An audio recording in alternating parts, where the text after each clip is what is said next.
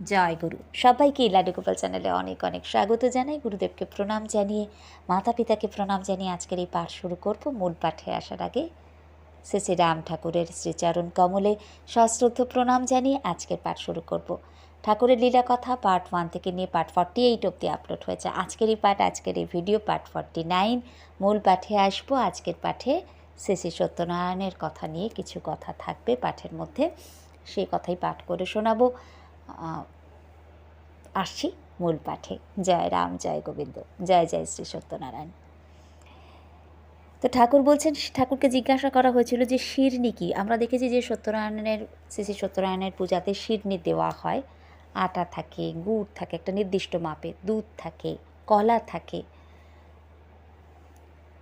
ইত্যাদি দিয়ে মাখার পরে ওপরে কেউ নারকেল একটু ছড়িয়ে দিতে দেন, কেউ বা কাজু কিশমিশ বা শুকনো যেগুলো ড্রাই ফ্রুটস আমরা যেগুলো বলি সেগুলো দেওয়া হয়। অনেকে ছোট ছোট করে কেটে খেজুর দেন, অনেকে ছোট ছোট করে কেটে আমসত্ত্ব দেন, সেগুলো ওপরে দিয়ে দেওয়া হয়। কিন্তু মূল উপকরণ হচ্ছে আটা, গুড়, কলা, দুধ। যদি ময়দা দিয়ে করা হয় তাহলে ময়দার সাথে চিনি দেওয়া হয়। এর মাপ আছে নির্দিষ্ট করে, আমরা শ্রী শ্রী সত্যনারায়ণ পূজার পাঁচালিতেই সেই মাপ পেয়ে যাই। এবং ঠাকুর শ্রী শ্রী সত্যনারায়ণ রূপে প্রকট হয়েছিলেন এবং সেই ক্ষেত্রে যেটা বিধান আছে যে প্রতি পূর্ণিমাতেই কিন্তু ঠাকুরকে যারা স্মরণ মনন করেন বা ঠাকুরের যারা শিষ্যরা রয়েছেন, ভক্তরা রয়েছেন, তারা কিন্তু প্রতি পূর্ণিমাতেই শিরনি দেন। তো আমি আমার বড় জেঠিমাকেও দেখেছি প্রতি পূর্ণিমাতেই তিনি দিতেন। তো এই হচ্ছে মূল উপকরণ। আর ময়দা দিয়ে যখন শিরনি করা হয় তো তখন সেখানে একটু ক্ষীর মানে শুকনো যে ক্ষীর আর কি, ক্ষীর মানে আমি পরমান্নের কথা বলছি না, কিন্তু অবাঙালি শরীর যারা তারা কিন্তু, বা নন বেঙ্গলি যারা বাংলার বাইরে যারা থাকেন তারা কিন্তু ক্ষীর মানে পরমান্নটাকেই বলেন। কিন্তু এখানে আমরা ক্ষীর বলতে দুধটাকে শুকনো করে যেটা করা হয় আর কি চিনি দিয়ে, সেটার কথা বলা হয়। তো একটু খোয়া ক্ষীরও কিন্তু ময়দা দিয়ে যখন শিরনি করা হয় তাতে দেওয়া হয়, ওই ওপরে একটু ছড়িয়ে দেওয়ার মতন আর কি। তো এই হচ্ছে ব্যাপার।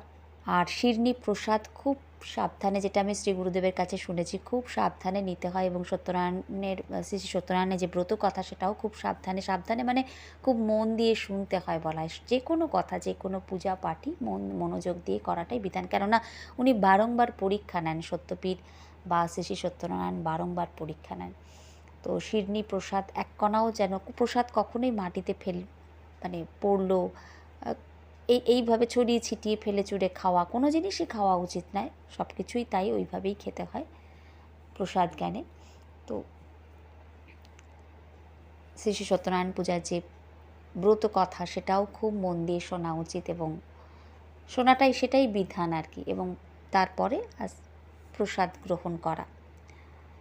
তো এইখানে ঠাকুরকে যখন জিজ্ঞাসা করা হচ্ছে যে শিরনি কি, কীভাবে এর উৎপত্তি, তো ঠাকুর বলছেন যে নাম করতে করতেই সত্যনারায়ণের সেবা হয়, করতে করতেই, তো সত্যের সেবা করতে করতেই শিরনির উৎপত্তি হয়। সব শিরনি করিয়া, অর্থাৎ সমস্ত কিছু সেই এক করে মিলিয়ে দিয়ে সমস্ত ভেঙে শিরনি করা হয়। তো সত্যনারায়ণের ওপরে নির্ভর করলে পরে এবং কর্তৃত্ব শূন্য হলে, এই আমিত্ববোধ, আমি করেছি এই বোধটা না করে তিনি করেছেন বা তিনি করিয়ে নিয়েছেন, এটাই কর্তৃত্ব শূন্য হওয়া। যে কর্তৃত্ব শূন্য হলে পরে তবেই কিন্তু বিশ্বের ঋণটা শোধ করা যায়। তিনি বলছেন যে কেবল শিরনি মাইখেন না, সত্যেরও সেবা কইরেন। শুধু শিরনি মাখতে বলছেন না, সত্যেরও সেবা করেন। সত্যটা কি? নামই সত্য। সত্যের অধীনস্থ হলে তবেই কিন্তু সতী হয়। সত্য কখনো মলিন হয় না, সত্য স্থির, সত্য গম্ভীরা। ভবঋণ শোধ করার একমাত্র উপায় শ্রী শ্রী সত্যনারায়ণের পূজা, সেবা। তার উপর নির্ভর করলে, কর্তৃত্ব শূন্য হলে ঠাকুর বলছেন যে বিশ্বের ঋণ শোধ হয়।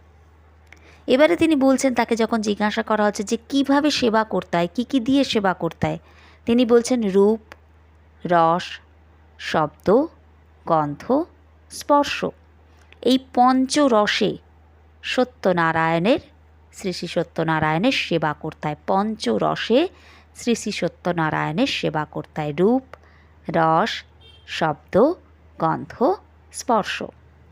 তাই বলা যায় যে সত্যনারায়ণের সেবার উপকরণে ভরপুর এই মনুষ্য দেহ ভাণ্ডার। উপকরণটা এই দেহ থেকে নিয়েই দিতে হয়, এখান থেকে একে একে উজাড় করে দিতে হয় তারই সেবাতে, পূজাতে, সব কিছু।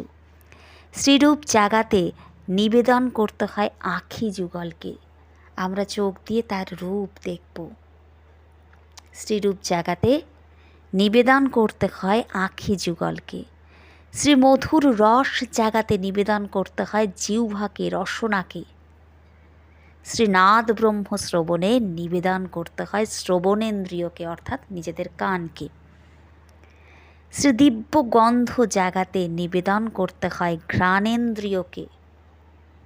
আমরা ঘ্রাণ নেব, ঘ্রাণের মাধ্যমে তার সেই সুবাসিত গন্ধ, তার সেই গন্ধ, তার সেই সুবাস, সেটাকে আমরা ভেতরে নেব। চোখ দিয়ে তারই রূপ দেখব। জিহ্বা যেন সবসময় তার নাম কীর্তন করে, তার নাম করে। আর শ্রীঅঙ্গের দিব্য পরশে নিবেদন করতে হয় ত্বকের পরশানুভূতিকে। আমরা ত্বক দিয়ে তাকে স্পর্শ করব, তার সেবা করব।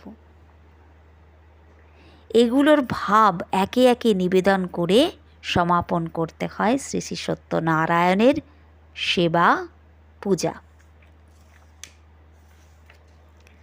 তো তিনি বলছেন যে এই সত্যনারায়ণের সেবার জন্যেই মনুষ্য জীবন, মনুষ্য জন্ম। আর তাই সারাটা জীবন এই সেবাতেই আত্মনিবেদন করতে হয়। তবে প্রচলিত নিয়মে যেভাবে সত্যনারায়ণের সেবার আয়োজন করা হয় তা কি জীবনে অনুক্ষণ করা সম্ভব?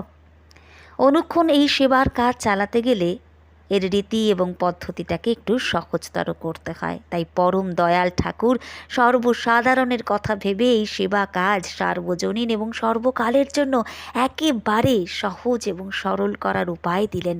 তার নির্দেশ মতো সত্যের অর্থাৎ নাম সেবা করলেই সত্যনারায়ণ সেবা পান, তার সেবা হয়। এর চেয়ে সহজ সাধ্য আর কি কোনো উপায় হতে পারে?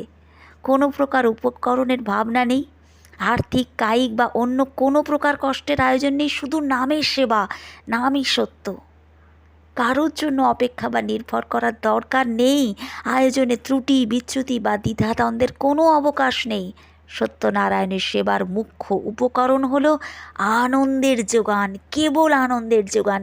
এই ক্ষেত্রে উপকরণ হতে প্রাধান্য হলো উপাসনা। কেবল নামের নিকটে থাকা, কেবল নামামৃতটুকু হৃদয় ভরে রাখা, কেবল সারাক্ষণ ওই পরম সত্যের নাম স্মরণ, মনন, ভজন, কীর্তন লিপ্ত থাকা, মেতে থাকা। নামই সত্য, সত্য একটাই, সত্যকে আশ্রয় করে থাকা।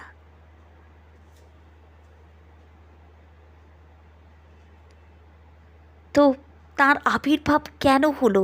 সত্যনারায়ণের, শ্রী শ্রী সত্যনারায়ণের আবির্ভাব কেন হলো? ঠাকুরকে যখন এই প্রশ্ন করা হয়েছিল তো তিনি বলেছিলেন যে আপনারা তো প্রার্থনা না কইরা পারেন না, তাই সত্যনারায়ণের আবির্ভাব।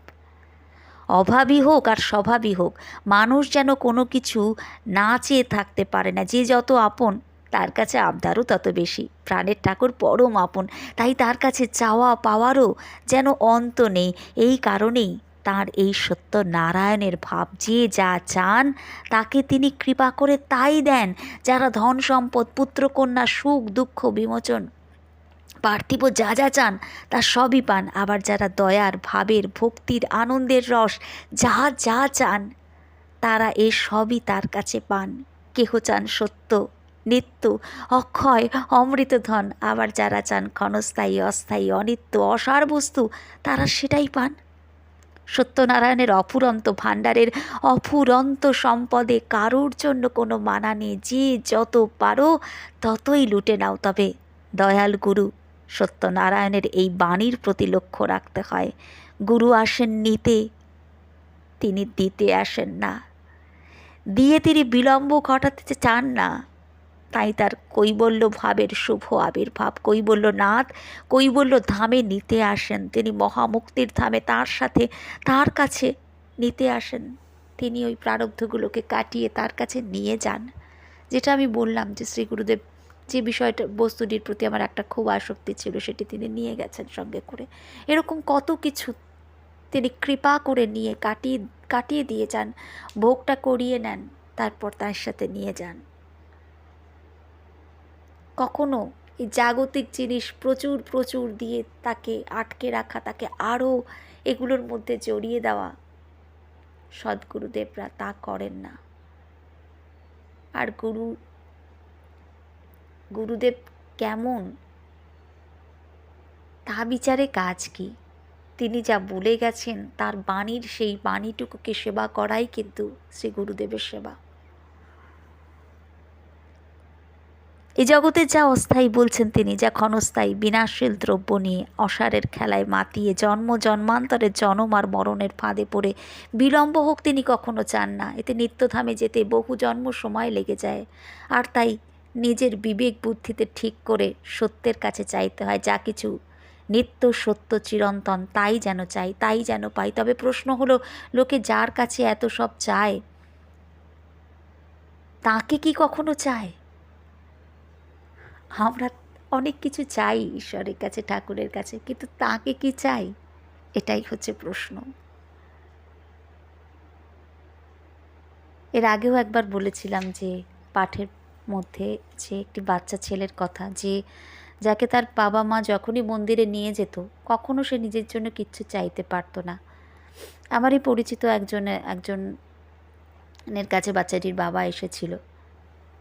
তো সেই বাচ্চাটা মন্দিরে গেলেই, যেই মন্দিরেই যাক, প্রথম তার প্রশ্ন প্রণাম করবে মাটিতে করেই সে জিজ্ঞাসা করে, ঠাকুর তুমি কেমন আছো? আর তাকে যতবার বলা হোক এটা বল, ওটা বল, সেটা বল, সে বলে না। শুধু একটা কথা বলে যে তোমরা তো এত কিছু বলো, কিন্তু ঠাকুর কেমন আছে, তার কষ্ট হচ্ছে কি না, কই তোমরা তো জিজ্ঞাসা করো না।